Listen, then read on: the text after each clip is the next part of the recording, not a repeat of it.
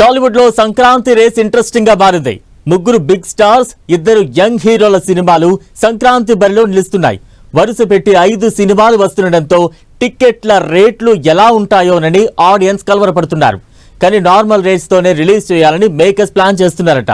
దీంతో సంక్రాంతి సినిమాలు చూడాలనుకునే ఆడియన్స్ కు స్పెషల్ గిఫ్ట్ ఖాయమన్న టాక్ వినిపిస్తోంది. టాలీవుడ్ లో సంక్రాంతికి పెద్ద సినిమాలు రిలీజ్ అవుతుంటాయి. ఈసారి కూడా పెద్ద హీరోల మూవీస్ తో పాటు ఇద్దరు యంగ్ హీరోల సినిమాలు రిలీజ్ కాబోతున్నాయి. ప్రభాస్ రాజాసాబ్, మెగాస్టార్ చిరంజీవి మనశంకర వరప్రసాద్ గారు, రవితేజ భర్త మహాశయులకు విజ్ఞప్తి, నవీన్ పోలిశెట్టి అనగనగా ఒక రాజు, శర్వానంద్ నారీ నారీ నడుమ మురారి రిలీజ్ కాబోతున్నాయి. ముగ్గురు బిగ్ స్టార్స్, ఇద్దరు యంగ్ హీరోల సినిమాలు 3 రోజుల వ్యవధిలోనే థియేటర్లలోకి రానున్నాయి. దీంతో సంక్రాంతికి సినిమా ఆడియన్స్ కి పండగే. అయితే సంక్రాంతి సినిమాలంటేనే టికెట్ రేట్స్ ఓ రేంజ్ లో ఉంటాయి. కానీ ఈసారి సంక్రాంతికి టాలీవుడ్ ప్రేక్షకులకు సూపర్ మెగా గిఫ్ట్ ఇవ్వబోతున్నట్లు టాక్. టికెట్ రేట్లు 100 నుంచి 150 రూపాయలు మాత్రమే ఉంటాయంటున్నారు.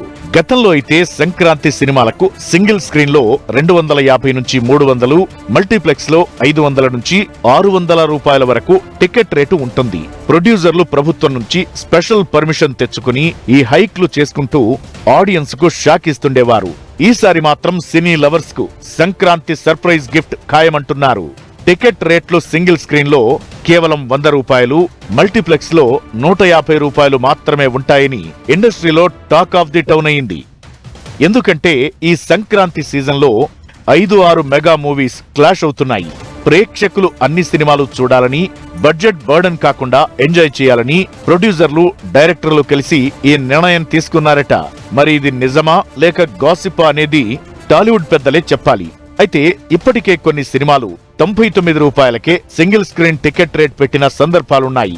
సో సంక్రాంతికి కూడా ఇలానే చేస్తే మాత్రం టాలీవుడ్ బాక్స్ ఆఫీస్ ఫుల్ అవ్వడం ఖాయమంటున్నారు.